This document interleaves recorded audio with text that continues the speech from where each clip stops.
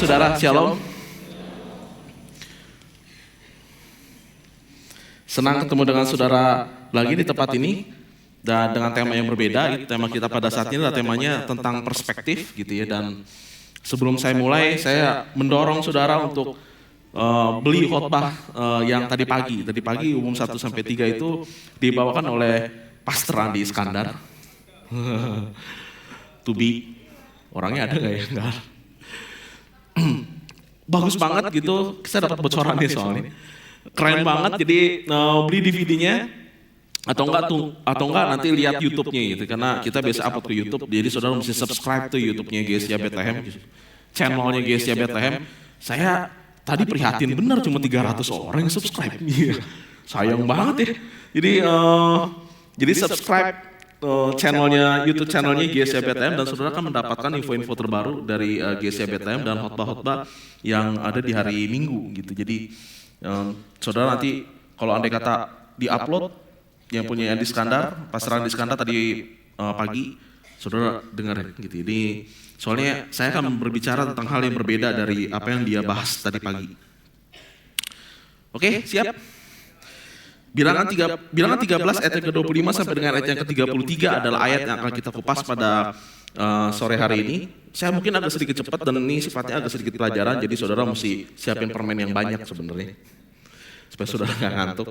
Jadi cuma nih saudara, saya harap saudara tangkap nih, pasang seat belt ya. Saya akan bacakan untuk saudara Bilangan 13 ayat 25 sampai 33. Sesudah lewat 40 hari pulanglah mereka dari pengintaian negeri itu dan langsung datang kepada Musa, Harun dan segenap umat Israel di Kades di padang gurun Paran. Mereka membawa pulang kabar kepada keduanya dan kepada segenap umat itu dan memperlihatkan kepada sekaliannya hasil negeri itu. Mereka menceritakan kepadanya, kami sudah masuk ke negeri, kemana kau suruh kami, dan memang negeri itu berlimpah-limpah susu dan madunya, dan inilah hasilnya. Berarti sesuai dengan apa yang Tuhan janjikan kepada bangsa Israel. Hanya, nah ini kata-kata hanya ini memang kata-kata yang paling menyeramkan. Biasanya kalau andai kata sudah dipuji seseorang, terus langsung dibilang tapi, nah itu siap-siap tuh, dijatuhin berarti sudah itu. Nah, hanya bangsa yang diam di negeri itu kuat-kuat dan kota-kotanya berkubu dan sangat besar, juga keturunan Enak telah kami lihat di sana. Orang Amalek diam di tanah Negeb, orang Het, orang Yebus, dan orang Amori diam di pegunungan. Orang Kanaan diam sepanjang laut dan sepanjang tepi sungai Yordan. Kemudian Kaleb mencoba menenteramkan hati bangsa itu di hadapan Musa, katanya, tidak. Kita akan maju dan menduduki negeri itu sebab kita pasti akan mengalahkannya. Pasti, ada kata-kata pasti. Tetapi orang-orang yang pergi ke sana bersama-sama dengan dia berkata, kita tidak dapat maju menyerang bangsa itu karena mereka lebih kuat daripada kita. Juga mereka menyampaikan kepada orang Israel kabar busuk tentang negeri yang diintai mereka dengan berkata, negeri yang telah kami lalui untuk diintai adalah suatu negeri yang memakan penduduknya. Dan semua orang yang kami lihat di sana adalah orang-orang yang tinggi-tinggi perawakannya. Juga kami lihat di sana orang-orang raksasa, orang Enak yang berasal dari orang-orang raksasa, dan kami lihat diri kami seperti belalang, demikian juga mereka terhadap kami. Ini kisahnya unik sebenarnya karena kisah ini adalah kisah tentang 12 pengintai. Setelah mereka mengintai dan pulang memberikan laporan. Dari 12 pengintai yang tadi kita baca, ada 2 yang optimis, kita bisa masuk ke dalam tanah Kanaan, kita bisa merebut tanah Kanaan, tapi ada 10 yang pesimis. Nggak mungkin, kita nggak akan pernah bisa untuk menduduki tanah Kanaan. Ini kan keunikannya begini ya, yang mereka lihat tuh sama, mereka jalan bareng-bareng. Mereka jalan sama-sama, pergi ke tempat yang sama, hangout tempat yang sama, ngelihat hal yang sama, tapi pulang bawa laporan yang beda. Yang satu optimis, yang 2 optimis, yang 10 pesimis. Kok bisa? Gitu ya. Kok bisa hal yang sama menghasilkan 2 kesimpulan yang berbeda? Inilah tema kita pada sore hari ini. Ini namanya perspektif. Ini dipengaruhi oleh perspektif. Nah, perspektif itu adalah sudut pandang manusia. Ini kalau ini terjemahan kamus nih. Perspektif sudut pandang manusia. Kalau terjemahan KBBI, perspektif adalah sudut pandang, titik. Gitu doang. Tapi ini terjemahan Wikipedia. Perspektif adalah sudut pandang manusia ditambahin dalam konteks opini, kepercayaan, dan pengalaman. Simpelnya, perspektif itu adalah kalau dibilang posisi di mana kita mandang atau sudut pandang. Sebenarnya sih simpelnya gitu. Kalau di gambarnya Kenapa mereka berbeda? Karena posisi mereka beda, berdirinya beda. Yang satu di sisi sebelah sini ngelihat angka 6, itu 6. Tapi yang satu di sisi sebelah sana ngelihat itu 9. Gitu. Perbedaannya karena posisi mereka berdiri, sudut pandang mereka berdiri. Ini kalau dalam kehidupan sehari-hari juga menimbulkan perbedaan, percaya deh. Posisi orang tua dengan posisi anak itu menimbulkan perspektif yang berbeda. Contoh, boleh nggak pacaran bohong sama orang tua? Nah, perspektif anak menjawabnya beda dari perspektif orang tua. Ini bukan benar dan salah nih ya, kita ngomongin perspektif dulu nih. Perspektif yang berbeda, sudut pandang yang berbeda akan menghasilkan hasil yang berbeda. Contoh lagi yang lebih umum nih ya, Robin Hood misalnya. Robin Hood menurut saudara orang baik apa orang jahat? Tergantung dari sudut pandangnya. Saudara mau pakai perspektifnya siapa? Kalau saudara pakai perspektif orang miskin yang ditindas, lalu kebagian duitnya Robin Hood, yang dicuri sama Robin Hood, maka saudara mungkin akan bilang bahwa Robin itu orang baik. Karena saya ditindas kok, dan itu diambil dari uang saya juga tuh, yang ditindas, yang dicuri sama para penguasa zalim. Bahasanya kan ya. Sedangkan kalau dari orang yang dicuri sama uangnya sama Robin Hood, mereka akan bilang, penjahat. Tuh, perspektif tuh ya. Tergantung dari mana sudut poinnya, sudut dari mana kita berdiri. Nah, perspektif itu nimbulin yang namanya persepsi. Jadi beda nih antara perspektif dan persepsi. Ada hubungannya tapi beda. Persepsi itu proses mulai dari ngelihat informasi sampai ngartiin informasi itu. Itu namanya persepsi. Jadi ketika kita ngambil satu perspektif, perspektif itu akan membuat kita ketika kita melihat satu informasi, kita ngertiin informasi itu. Ini persepsi. Gitu. Yang bingung katakan haleluya.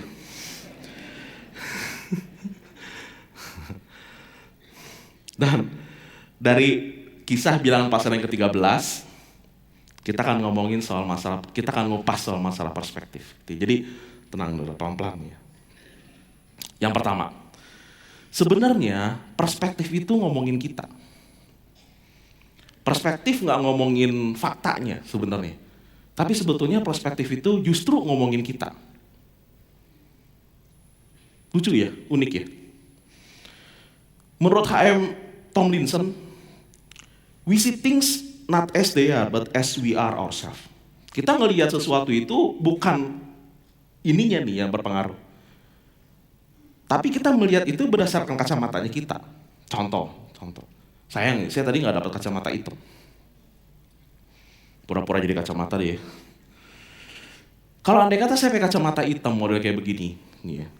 Terus saya ngeliat saudara semuanya hitam. Kalau di sini semuanya burem saudara semua. Kalau andai kata saya ngeliatin semua hitam, lalu ada satu orang bilang, wih, ini bagus ya, warna-warni ya, rame ya orangnya ya.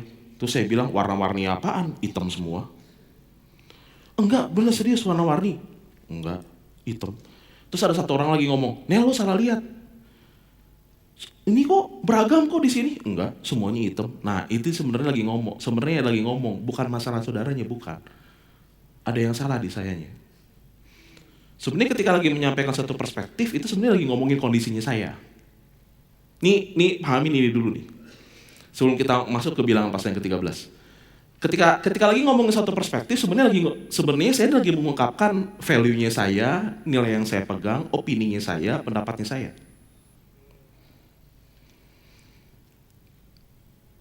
Itu perspektif tuh sebenarnya.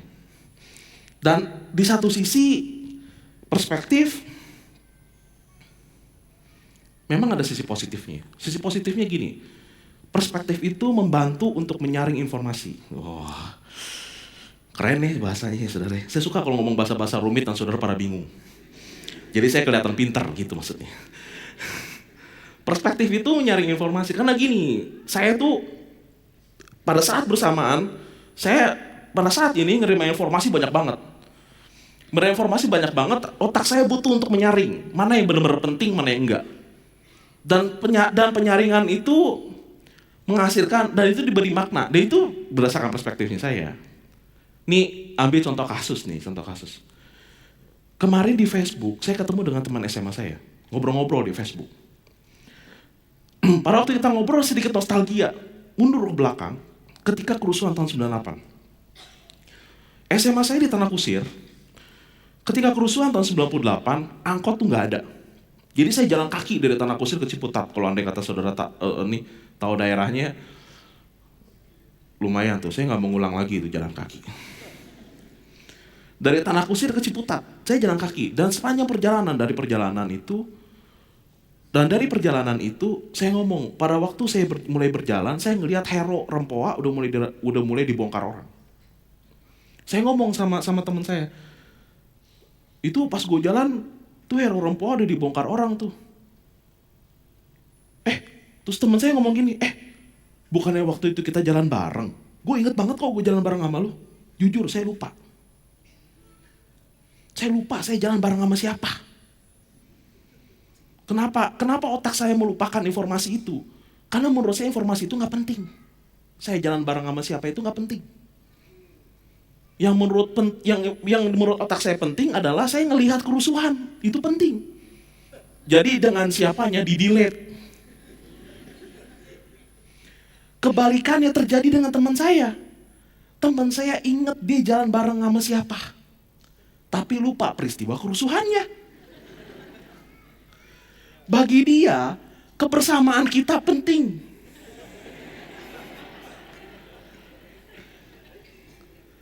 Buat saya, kebersamaan kita nggak penting, peristiwanya yang penting. Dia tuh ya fokus si orangnya. Otak saya otomatis mendelete jadinya. Bagi suatu hal yang nggak penting buat saya.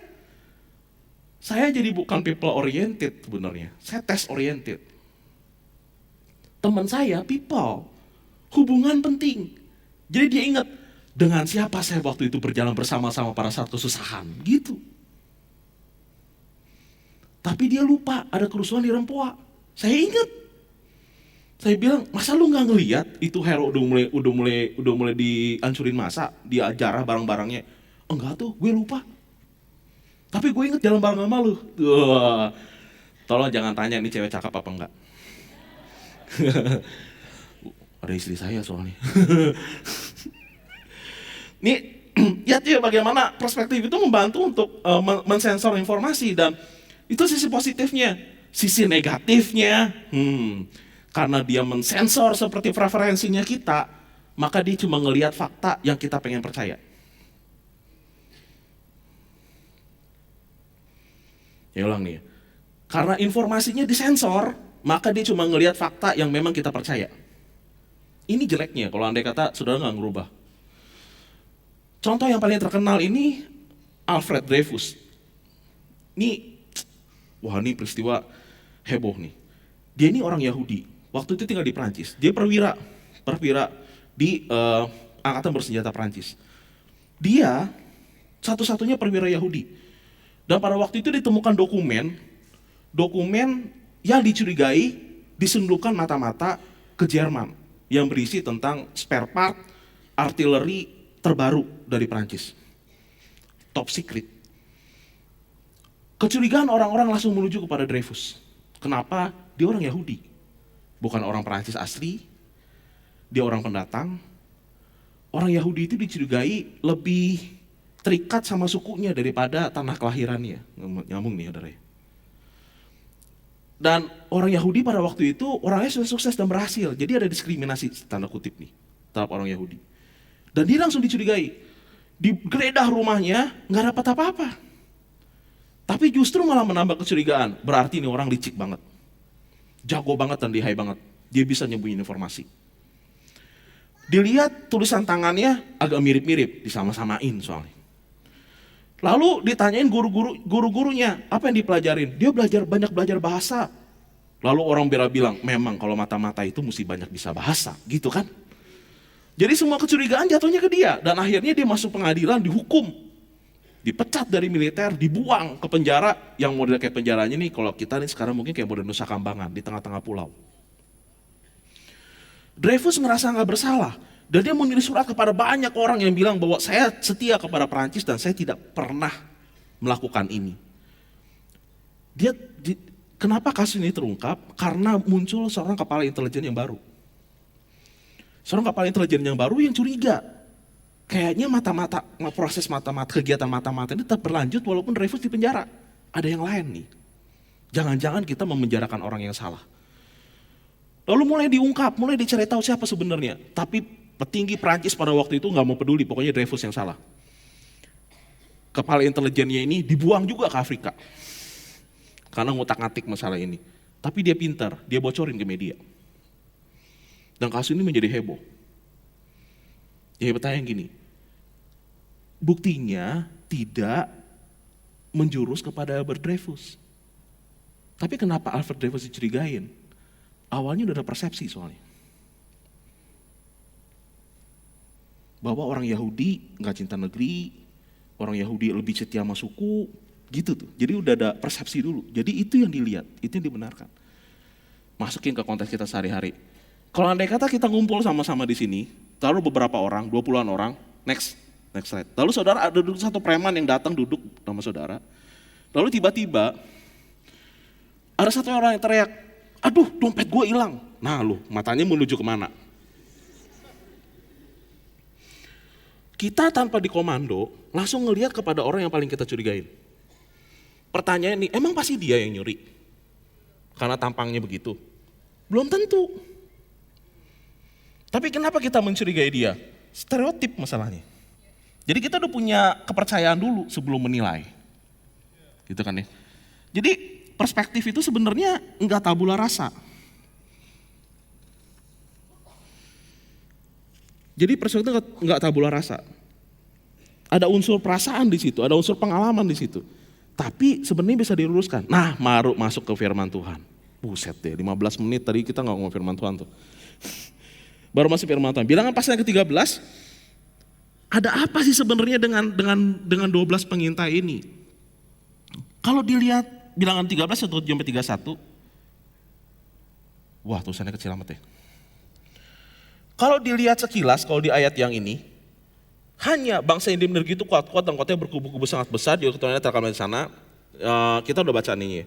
Kalau dilihat sekilas, tanggapan Kaleb itu sebenarnya udah aneh. Kenapa? Karena sebetulnya ayat yang ke-27 sampai dengan ayat yang ke-29, orang 10 pengintai itu baru mengungkapkan apa yang mereka lihat, tapi belum ngambil kesimpulan. Kesimpulannya diambil di ayat yang ke-31, pas Kaleb bilang tidak. Kita akan maju menduduki negeri itu, sebab kita pasti akan mengalahkannya. Baru mereka ngomong, kita tidak dapat maju menyerang bangsa itu. Jadi Kaleb ngomong duluan. Tapi sebenarnya mereka udah ngambil, yang 10 orang ini udah ngambil kesimpulan dari kata-kata yang di atas. Kata-katanya adalah kata-kata hanya.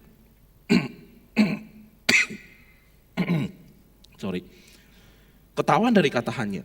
Kata hanya dalam bahasa Ibrani itu efes. Yang dipakai itu efes. Yang artinya sudah selesai. Jadi pas lagi 10 pengintai itu ngomong soal memang negeri ini penuh dengan susu dan madunya. Tapi udah selesai. Orang-orangnya tinggi-tinggi, kota-kotanya berkubu, selesai. Gitu ngomongnya. Kaleb mendengar omongan begitu bilang, enggak kayak begitu. Kita bisa kok untuk menaklukkan tanah Kanaan. Tapi ingat tadi ya, perspektif itu menceritakan siapa orang yang ngomong gitu ya. Dan sebenarnya ada apa di 10 orang itu? Kita bisa ngelihat dari perspektifnya mereka untuk menguatkan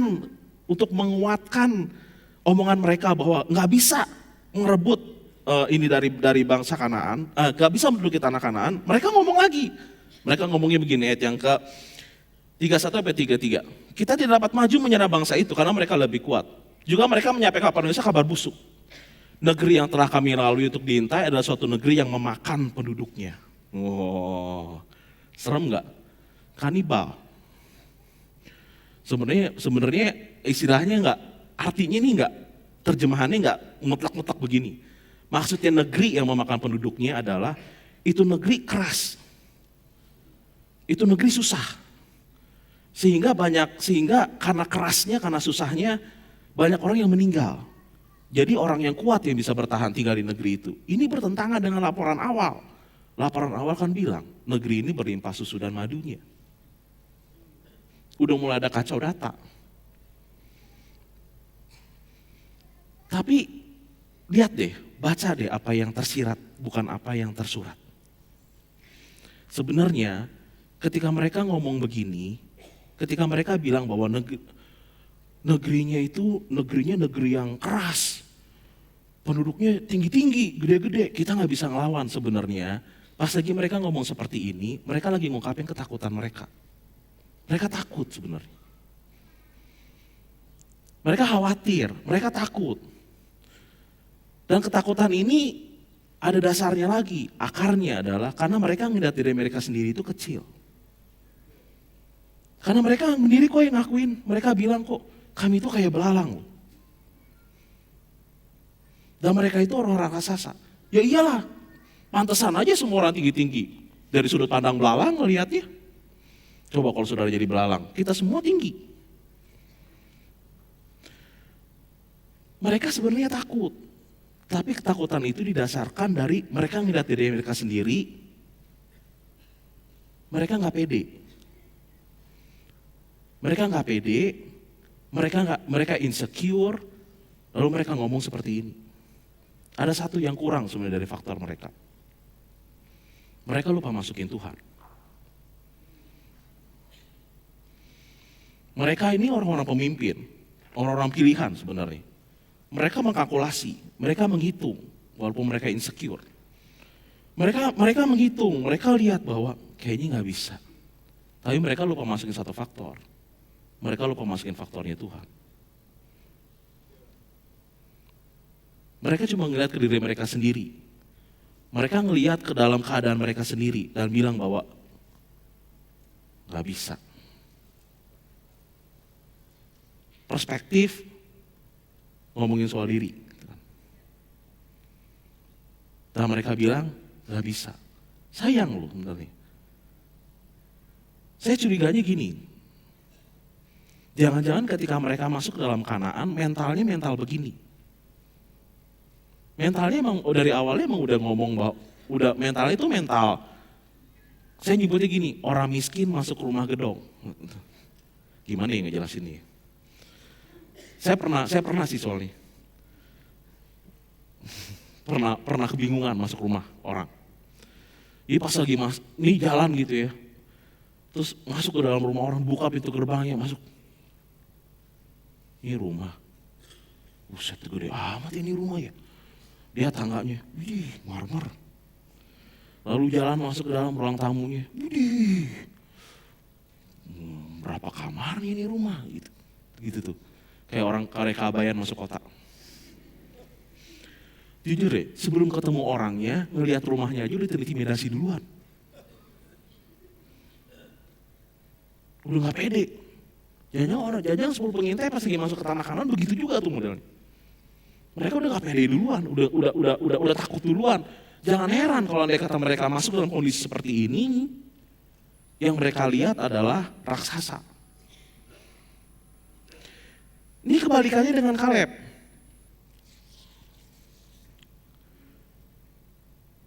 Bilangan 14 ayat 24 ngomongnya begini, tapi hambaku Kaleb karena lain jiwa yang ada padanya dan ia mengikut aku dengan sepenuhnya, akan ku bawa masuk ke negeri yang telah dimasukinya dan keturunannya akan memilikinya. Ini pengakuan Tuhan nih kepada Kaleb ya. Kaleb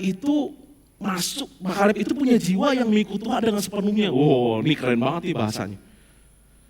Jadi dia itu tuh apa-apa pokoknya Tuhan ngomongnya apa. Wow, gitu kali ya.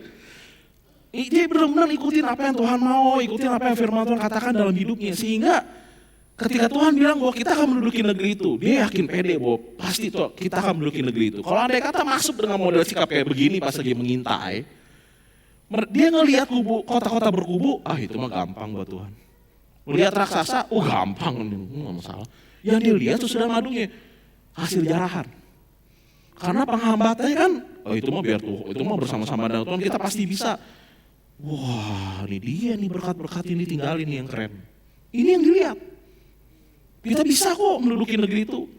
Lihat ya, bagaimana saudara masuk ke dalam satu kesulitan, dalam satu permasalahan, kondisi ketika kita masuk, bagaimana kita ngelihat, nentuin, bagaimana kita bertindak, dan bagaimana kita berkata-kata. Apakah keadaan bisa dirubah? Dengan mengubah perspektif, banyak penelitian yang bilang bisa. Saya tunjukin.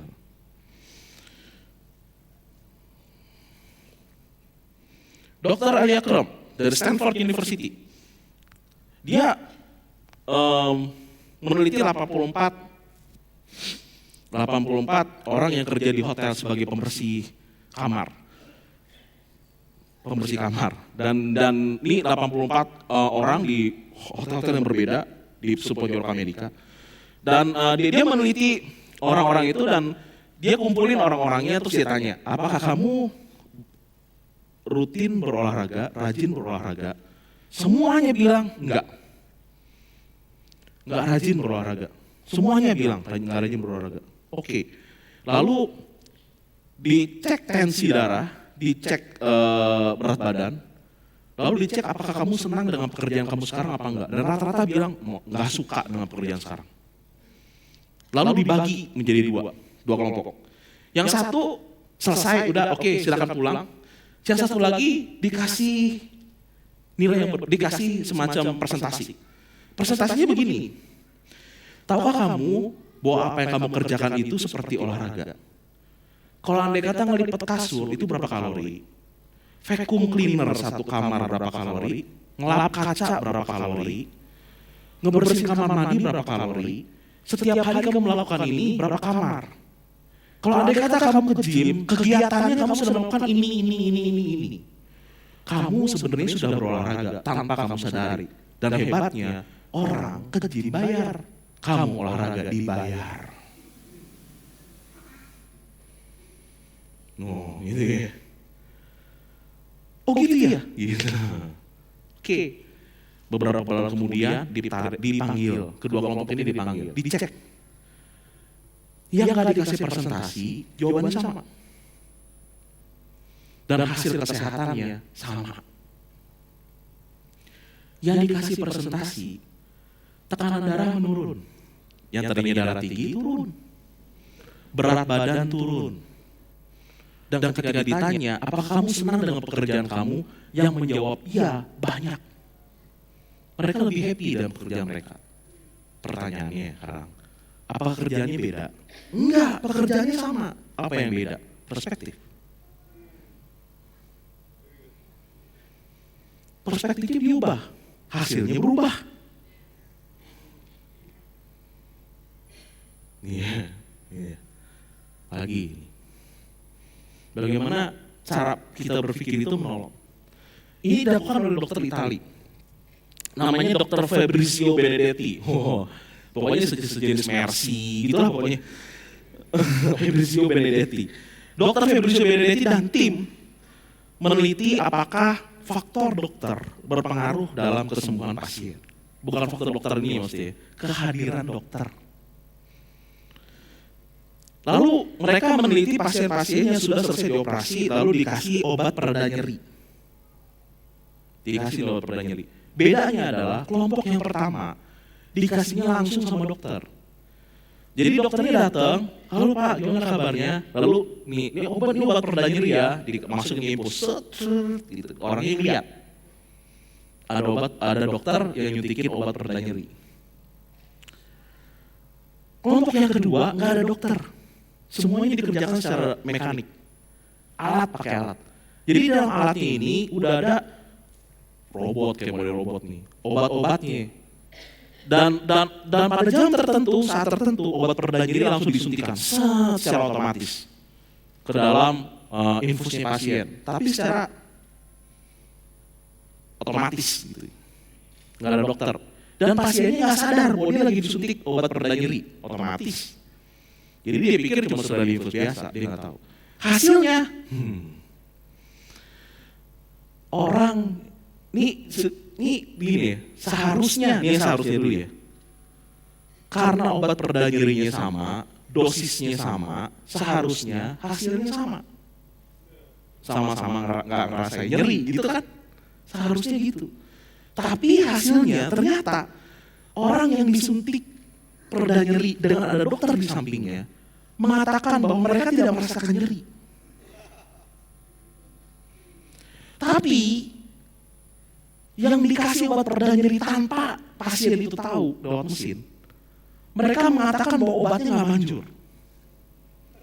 Karena mereka merasakan nyeri. Iya. Perbedaan di mana? Di dokter. Tapi sebenarnya obatnya sama. Yang dimainkan apa? Sebenarnya bukan unsur fisik. Yang dimainkan adalah psikologis. Jadi ketika kita mengubah pandangan kita, itu bisa merubah hasil. Oleh karena itu, ini pelajaran yang kedua ya. Perspektif kita menentukan destinasinya kita. Perspektifnya kita tuh nentuin ujung hidupnya kita tuh jadi kayak apa. Kalau dalam bilangan pasal yang ke-13, bilangan 14 ayat 23 ngomong gini. Tuhan ngomong sama orang Israel, tetapi mengenai kamu, bangkai-bangkaimu akan berhantaran di padang gurun ini. Dan anak-anakmu akan mengembara sebagai pengembara di padang gurun 40 tahun lamanya. Dan akan menanggung akibat ketidaksetiaan sampai bangkai-bangkaimu habis di padang gurun. Wow, serem banget nih kata-katanya. Tapi sebenarnya kan begini. Perspektif cara pandang mereka melihat tanah Kanaan menentukan apakah mereka tetap di padang gurun atau masuk ke tanah Kanaan. Gitu sebenarnya. Nih, perspektif menentukan destinasi. Bagaimana cara kita memandang akan menuntut kita masuk ke tanah perjanjian atau tetap mengembara di padang gurun. Coba seandainya, mari kita berandai-andai. 12 pengintai itu pulang kembali semua, sikapnya persis seperti Yosua dan Kaleb. Maju! Tuhan pasti akan menolong kita. Pada saat itu, maju gak? Maju. Masuk ke tanah Kanaan, masuk ke tanah perjanjian 40 tahun lebih cepat dari jadwal.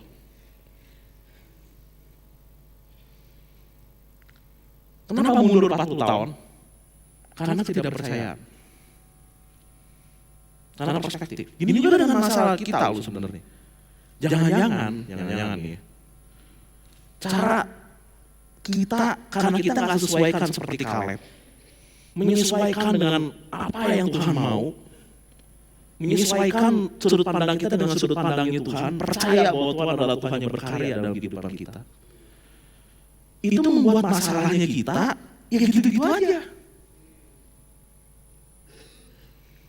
Muter aja di situ. Gak pernah masuk tanah perjanjian. Kenapa? Karena memang kita nggak mau masuk tanah perjanjian. Gak pede, takut melangkah, gede-gede di sono mah. Enakan di sini aja. Atau jangan-jangan iman kita malah kita tempati di masa lalu, persis seperti orang Israel. Daripada di padang gurun begini, mending kita balik lagi ke Mesir. Yuk kita balik lagi ke Mesir. Masa lalu ini dipikirin. Tapi bukan ngomongin soal masa depan. Yang seremnya gini. Perspektif yang keliru, gak cuma bawa kita doang, tapi ngajak-ngajak orang. Itu masalahnya. Siapa yang jadi korban? Yosua dan Kaleb. Mereka kan benar. Enggak. Coba kalau andai kata mereka kan benar. Coba kalau andai kata mereka semuanya ngikutin mereka, masuk ke tanah Kanaan langsung. Tapi gara-gara semuanya nggak mau ngikutin, kalah dengan mayoritas. Saya lagi mikirin mau saya jadi Yosua dan Kaleb. Saya ngomong sama Tuhan, saya protes. Ini gara-gara orang-orang gak beriman ini nih. Ketunda 40 tahun masuk tanah Kanaan nih. Karena seharusnya kan udah masuk kemarin. Tapi gara-gara mereka ini nih.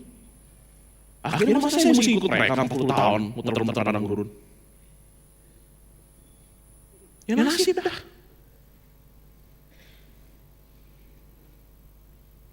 Masalah kan? Walaupun pada akhirnya mereka masuk ke tanah perjanjian, tapi nunggu 40 tahun.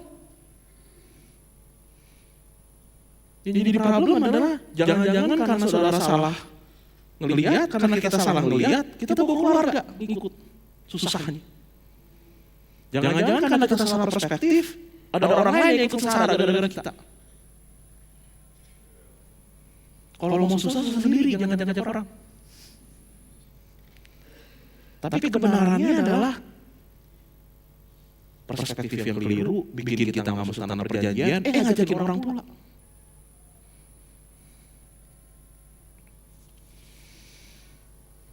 Oleh karena itu milikilah perspektif yang positif,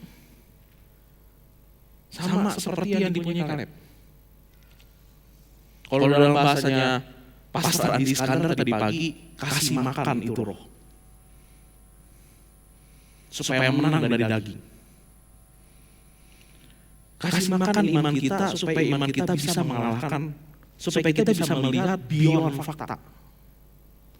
Kita bisa melihat sesuatu yang di luar fakta, yaitu keberhasilan bersama-sama dengan Tuhan, pakai iman. Tapi faktanya nggak sesuai. Kalau Tuhan bilang, saya akan jadi pemenang, saya pasti akan jadi pemenang. Bodoh amat sama fakta, beyond fakta. Punya pemikirannya perspektif yang positif udah kayak begini, kasih makan iman kita.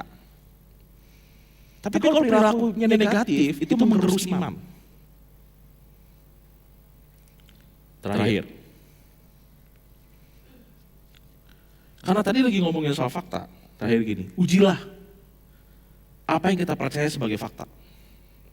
Contohnya, Thomas Alva Edison, penemu 2332 hak paten. Masalahnya dengan Thomas Alva Edison adalah pada waktu dia di sekolah, dia ini mengalami gangguan belajar, disleksia.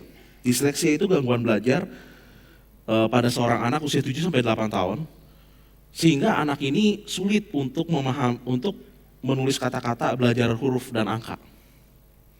Dan susah untuk memahami apa yang diomongin sama orang lain. Jadi menangkap makna kesulitan. Jadi kelihatan seperti orang bodoh. Gurunya di sekolah memvonis Thomas Alva Edison itu gangguan mental. Fakta, memang gak bisa nulis, memang kesulitan mengikuti pelajaran di sekolah. Tapi ibunya menolak itu. Thomas Alva Edison belajar sendiri di rumah, homeschooling Thomas Alva Edison. 2000 lebih hak paten. Lagi, Les Brown.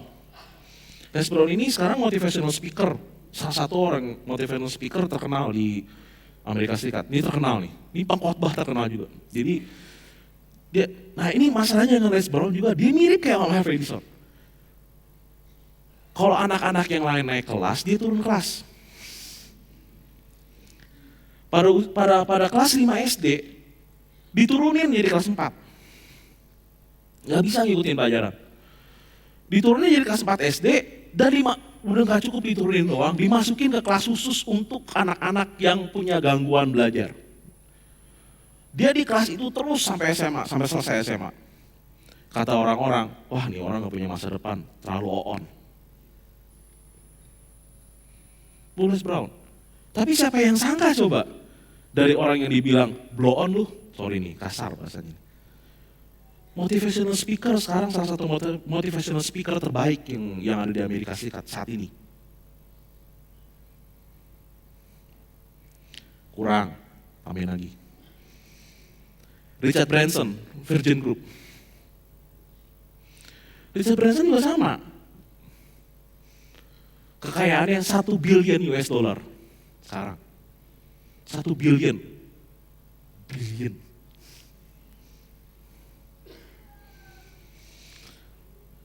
Dia ini drop out pada usia 16 tahun. Karena susah ngikutin pelajaran juga sama. Divonis sama gurunya, pemalas, bodoh. Pas saat dia drop out, kepala sekolahnya ngomong kayak gini, hidup kamu tuh tinggal 2 nasibnya. Mati di penjara atau kamu bakal jadi miliuner. Dia buktiin dia yang kedua, dia jadi miliuner. Serius. Yang terakhir, generasinya Yosua. Generasi Yosua matahin pendapat generasi sebelum mereka yang bilang tanah Kanaan tidak mungkin diduduki. Mereka menduduki. Siapa bilang nggak bisa didudukin? Mereka menduduki. Jadi hati-hati dengan apa yang kita sebut sebagai fakta. terutama yang menghalangi potensi kita, belum tentu itu benar. Kalau dalam kehidupan saya udah sering ulang-ulang. Contoh yang paling simpel, saya berenang. Saya punya masalah di tangan kanan saya. Dari kecil saya berpikiran bahwa saya tidak mungkin bisa berenang. Gak mungkin. Tante saya dulu guru les renang dan bilang, berenang yuk coba. Gak bakal bisa. Sampai satu kejadian mengubah saya. Nyaris tenggelam di Sungai Katingan. Gara-gara jam 6 malam. Speedboat. Tiba-tiba muncul batu karang di tengah-tengah speedboat saya di Sungai Katingan. Itu jam 6:30 malam. Itu supir banting setir, tiba-tiba matiin mesin dan banting setir. Itu perahu muter di tengah-tengah Sungai Katingan. Ini kita lagi ngomongin Sungai Kalimantan, bukan Ciliwung ini dekat situ. Jatuh ke dalam air, bisa lewat. Pas lagi selesai, selamat gitu. Saya ngelihat orang di sekitar kiri dan kanan saya. Gak ada yang komentar, semuanya dia matung, putih semua mukanya. Dan saya ngerasain deg-degan yang sama soalnya. Kayaknya baru ditolong Tuhan, aduh. Itu batu kelihatan muncul. Aduh. Pas itu saya ngomong sama Tuhan, Tuhan, saya berikrar. Sepulangnya saya dari Sungai Katingan, saya mau belajar berenang.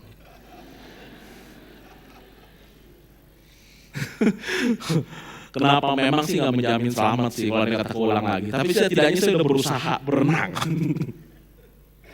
Dan sekarang saya bisa berenang.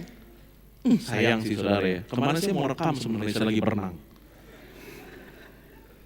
Serius. Tapi buat saya sendiri bukti bahwa apa yang saya bilang dan saya percaya bahwa saya gak bisa lakukan, ternyata saya bisa kok lakukan. Cuma karena saya belum mencobanya. Saya punya barrier. Sekarang coba tanyain deh sama diri saudara sendiri, apa yang saudara bilang gak bisa? Yakin itu gak bisa? Kata si 10 pengintai gak bisa, tapi generasi Yosua bilang bisa. Dan kita buktiin bahwa kita masuk tanah kanan dan kita dudukin tanah kanan. Yang dibilang itu semuanya kota-kota berkubu. Apaan kota-kota berkubu? Biasa-biasa aja. Yeriko dikelilingin roboh kota berkubunya. Tapi orang rasa semua, orang rasa itu bisa dikalahkan kalau kita bersama dengan Tuhan. Ada barrier apa yang saudara punya?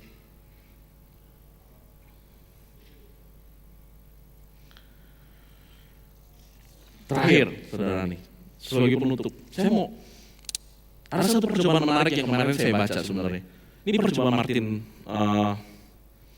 Seligman pada tahun 1960 tentang personal control. Ini percobaannya rada sadis. Dia masukin anjing di dalam box, ada 2 ruangan A dan B. Lalu di ruangan A disetrum, gitu. Anjingnya di ruangan A, kaget anjingnya kan. Loncat-loncat disetrum. Pindah ke kolam B, aman. Nggak disetrum soalnya B-nya. Diulang lagi, gitu. Pindah lagi, sampai anjingnya sedikit kesentuhnya listrik, dia langsung loncat ke tempat sebelah. Otomatis pindah. Tapi nggak puas sampai di situ. Dia pasang lampu sekarang. Pas lagi listrik, sebelum listriknya nyala, lampunya nyala duluan. Sekarang, dulu kan kaget nih. Ya ini masukin anjing baru. Kaget, wah. Tapi lama-lama anjingnya belajar. Pokoknya sebelum listrik bunyi, lampunya nyala, dia udah loncat duluan. Tapi percobaan ketiga nih rada serem. Anjing ini diikat. Gak ada dimasukin dus, tapi diikat dulu. Gak ada dimasukin kotak ini, diikat dulu. Disetrum, sampai gak bisa ngapa-ngapain. Lalu dimasukin kotak ini. Setrum. Lucunya adalah gak seperti percobaan yang pertama dan percobaan yang kedua. Ini anjing pas lagi, padahal kondisinya udah gak gitu dia. Udah gak diikat. Seharusnya bisa loncat. Tapi ini anjing nyerah. Dia duduk dan menikmati di strum. Terkaing-kaing. Tahu apa yang Martin Seligman bilang? Dia bilang begini kesimpulan. Manusia akan cenderung stres kalau andai kata dia tahu dia nggak bisa kontrol keadaannya. Persis seperti itu anjing. Dia akan stres, dia akan menderita, dia kayak nggak bisa bergerak kemana-mana. Kenapa? Karena sepertinya dia nggak bisa kontrol. Kan awalnya kan dia diikat, jadi dia nggak bisa kontrol tuh keadaannya. Dia nggak bisa bergerak kemana-mana. Pas lepas, tetap begitu. Jadi ketika manusia nggak bisa mengontrol, seperti nggak punya kontrol atas kendali, atas kehidupannya, ketika dalam keadaan sulit, dia cenderung stres dan frustrasi. Tapi saya mau kasih berita bagus nih saudara. Tuhan punya kontrol atas hidup kita. Lalu karena itu ketika dalam keadaan sulit, percaya deh, jangan stres. Karena Tuhan punya kontrol. Dia tahu persis apa yang dilakukan. Punya perspektif seperti yang dimiliki sama Kaleb. Pas lagi dia datang, walaupun ada kota berkubu, walaupun ada manusia-manusia yang tinggi perawakannya, dia ada yang ngelihat berkatnya. Kenapa? Karena hadangan-hadangan itu, saya akan bisa lalui bersama-sama dengan Tuhan. Ininya nih yang seru dan menarik. Bersama-sama dengan Tuhan, kita akan menjadi seorang pemenang. Punyai perspektif itu. Mari saudara-saudara bangkit berdiri.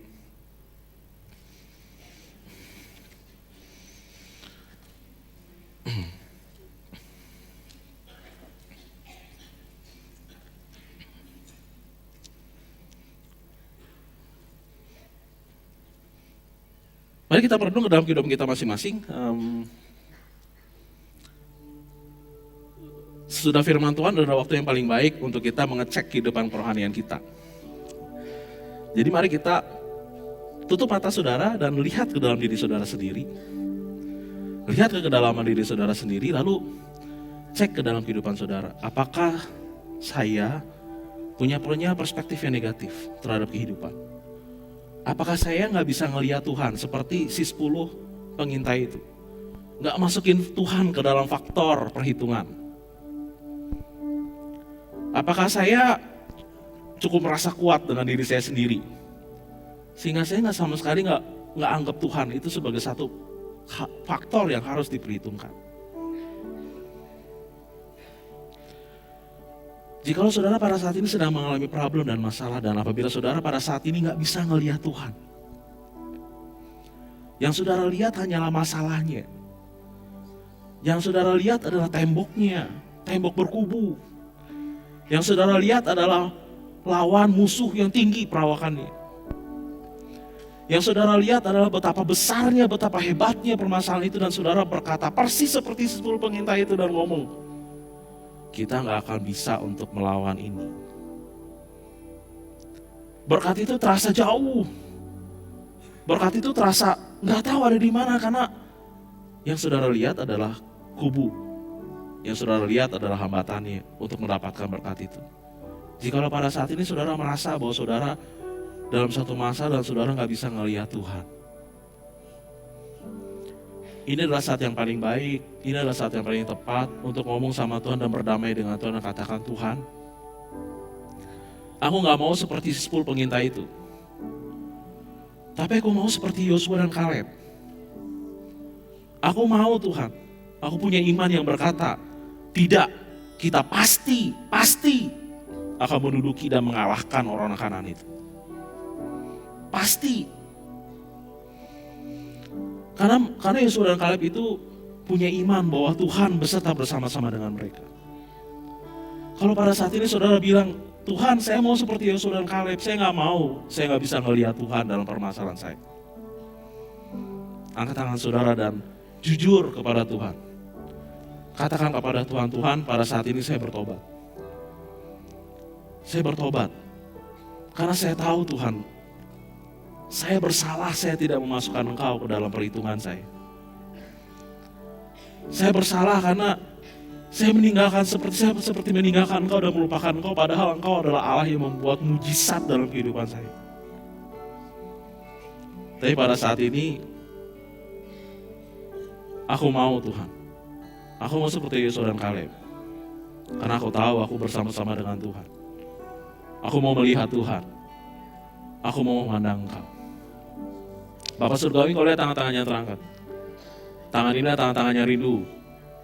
Tangan-tangan ini adalah tangan yang menyatakan diri mereka ingin berjalan bersama-sama dengan Engkau. Karena mereka melihat kubu-kubu raksasa, mereka melihat lawan-lawan yang tinggi perawakannya. Tapi pada saat ini tangan-tangan yang terangkat ini mengatakan bahwa bersama-sama dengan Tuhan aku akan mengalahkan itu. Tangan-tangan yang terangkat ini mengatakan bahwa bersama-sama dengan Tuhan aku bisa. Aku pasti akan menang. Aku bisa menang. Bapa surga, mereka sedang mengubah perspektif mereka. Dari orang yang menyerah kalah menjadi mental pemenang. Pada saat ini Engkau lihat ya Tuhan. Engkau lihat hati mereka yang rindu untuk berjalan bersama-sama dengan Engkau dalam kehidupan mereka. Pada saat ini aku percaya bahwa Engkau beserta bersama-sama dengan mereka. Engkau menyertai kehidupan mereka. Engkau akan membuat usaha mereka sukses dalam nama Tuhan Yesus. Engkau akan membuat pekerjaan mereka sukses dalam nama Tuhan Yesus. Engkau akan membuat keluarga mereka sukses dalam nama Tuhan Yesus. Engkau akan membuat kehidupan mereka menjadi kehidupan yang berbuah. Engkau akan menyertai kehidupan mereka. Karena mereka menempatkan Engkau di posisimu ya Tuhan. Mereka beriman, mereka berharap, dan bersandar kepada Tuhan. Bapa Surgawi, tiap-tiap di antara kami bersyukur atas kemurahan-Mu dalam kehidupan kami.